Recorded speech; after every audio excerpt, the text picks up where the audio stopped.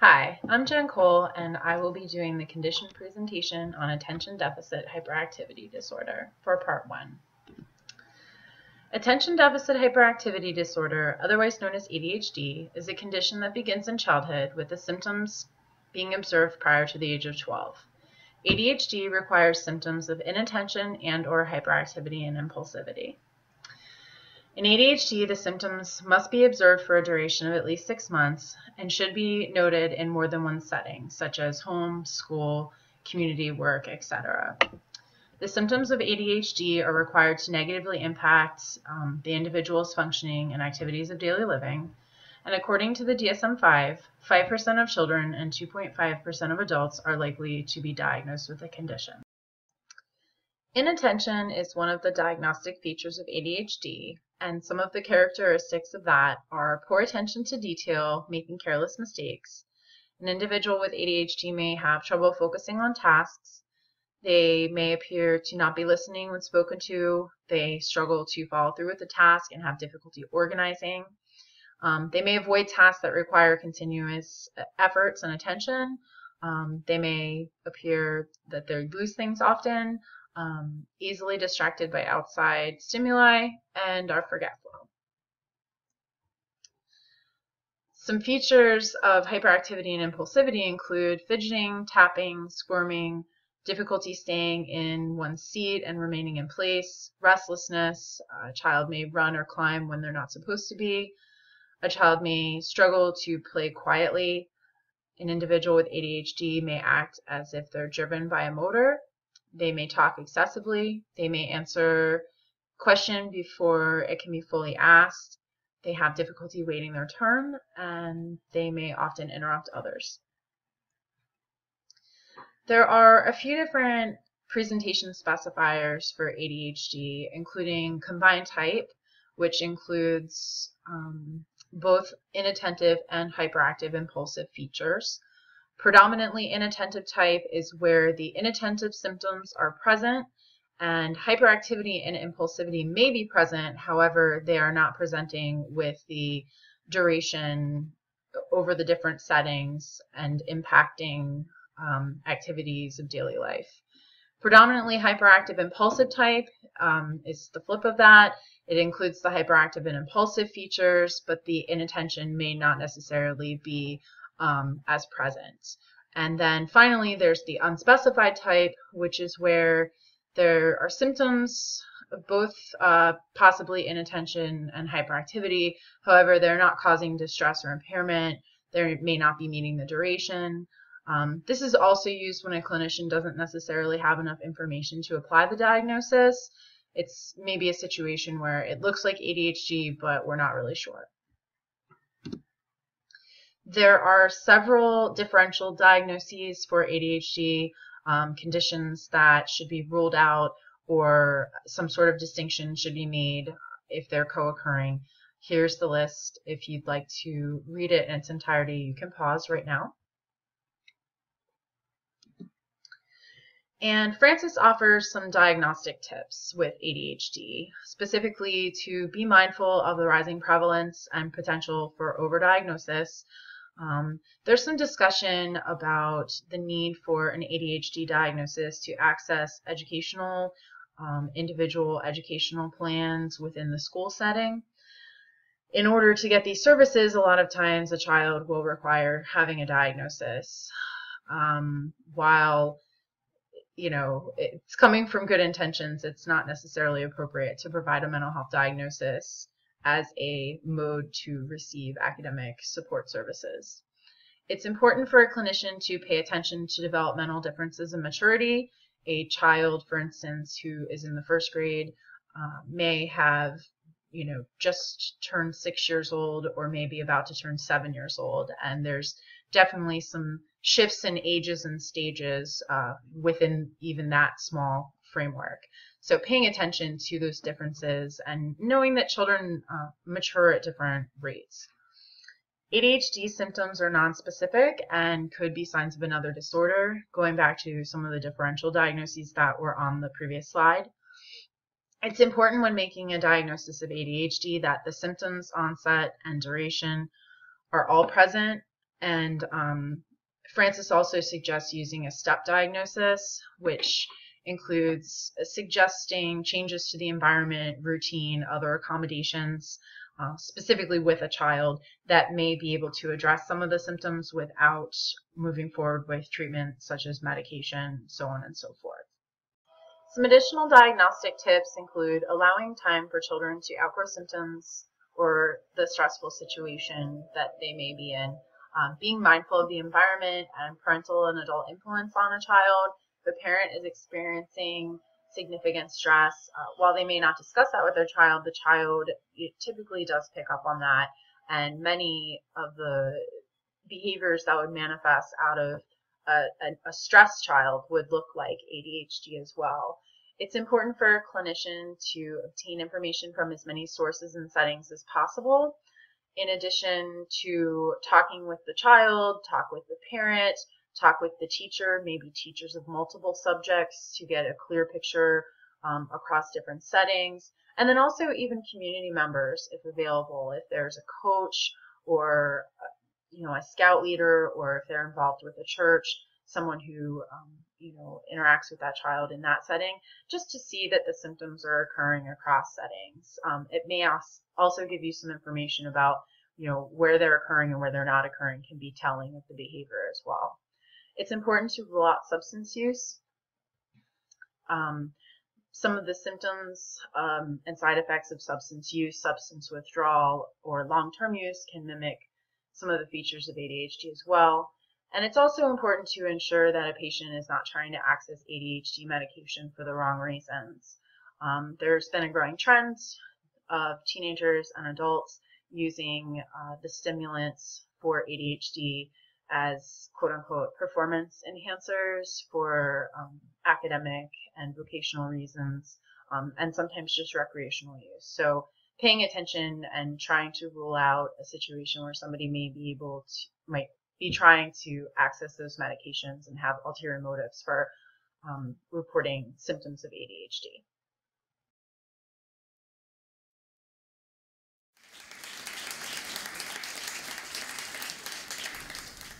As recently as last week, I've been told in class to stop tapping my foot. I've been told to think before I speak, to not call out, color in the lines, stop leaving my seat. Life in the public education system as a child with ADHD was very difficult. It was so difficult, my mother held me back in kindergarten to better acclimate me to my peers. In the long run, this served me very well. However, in the short run, it compounded my social inadequacies. Some students labeled me as stupid.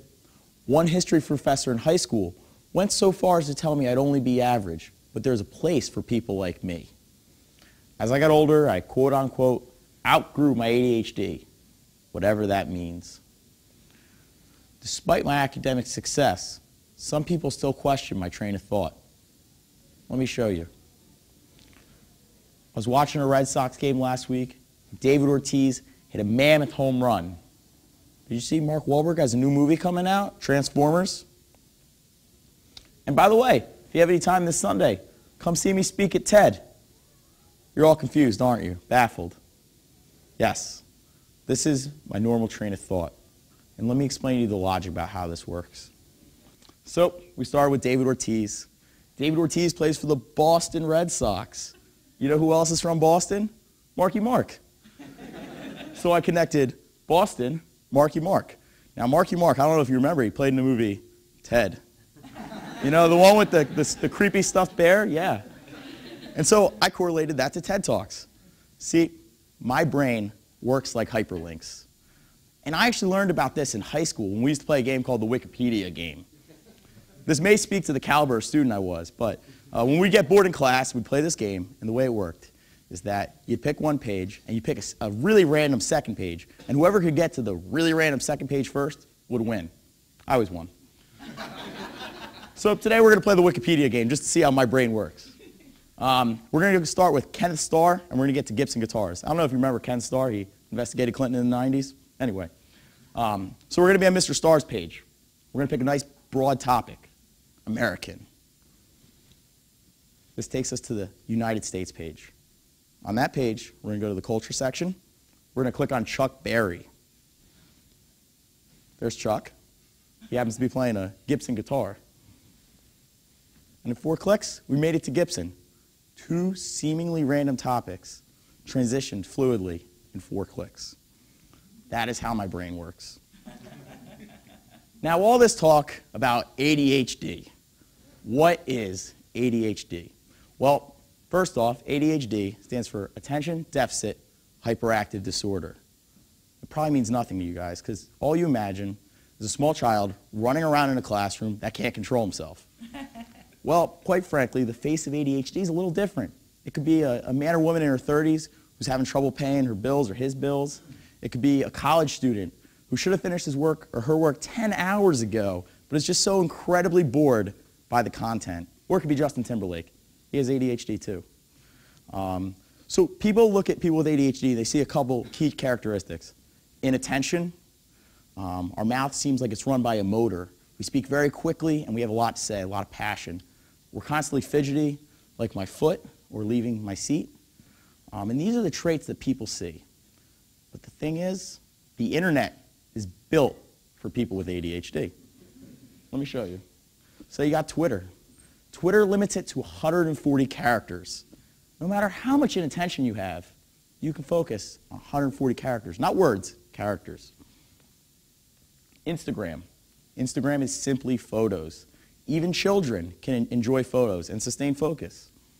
But on top of that, the internet is a place where people indiscriminately say what they want. Like my teachers told me to think before I speak back in the day, nobody thinks before they speak on the internet.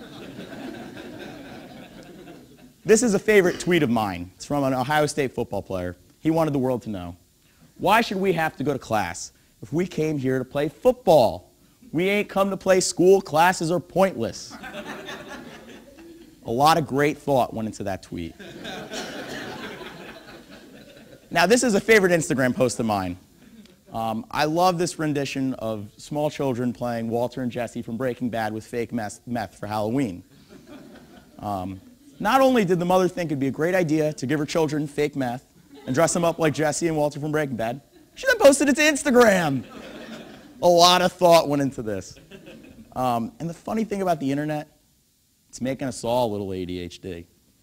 John Ratty at Harvard University calls this acquired attention deficit disorder. The way this works is that when you have ADHD like me, my neurotransmitter system with dopamine is slowed down. It doesn't work the same way as everybody else's. But what happens is when you go on the internet constantly, you get a constant shot of dopamine. And what happens is you get used to getting a constant shot of dopamine, so yours too slows down. And so when you're stuck doing a mundane task like mowing the lawn or driving in the car, or whatever you're doing that doesn't give you instant dopamine like the internet, the system slows down and you get bored really quickly. So we have this society where people can't get away from their cell phones, or they get bored. They don't get the dopamine. And basically, oh, wait a second.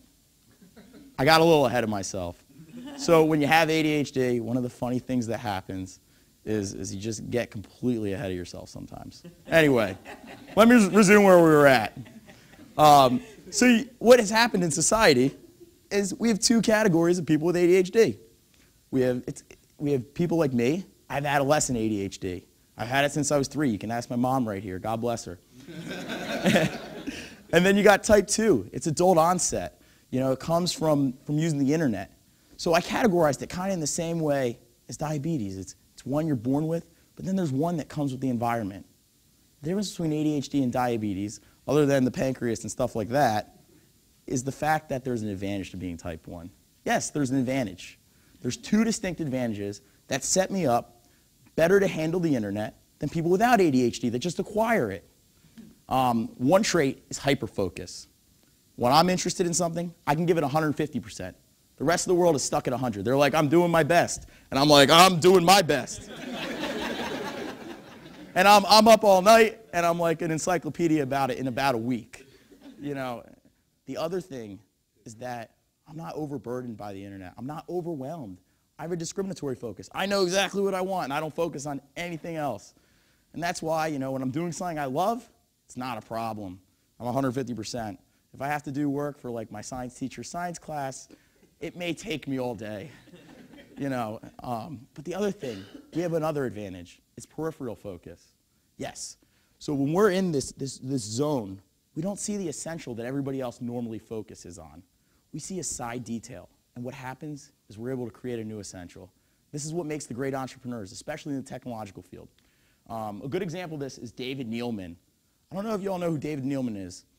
As indicated by the picture, he's the CEO of JetBlue.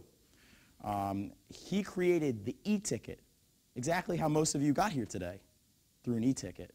He credits his ADHD for his success. One of the weird things about the ADHD I have is if you're really passionate about something, then you are really good at focusing on that thing. It's kind of bizarre. You can't pay the bills, you can't do mundane tasks, but you can do your hyper-focus area. The internet is built for people like us. So remember, next time you run into somebody who's a little overzealous, talks a little too much, has some inattention, don't look down at them. They might be your next boss. Thank you.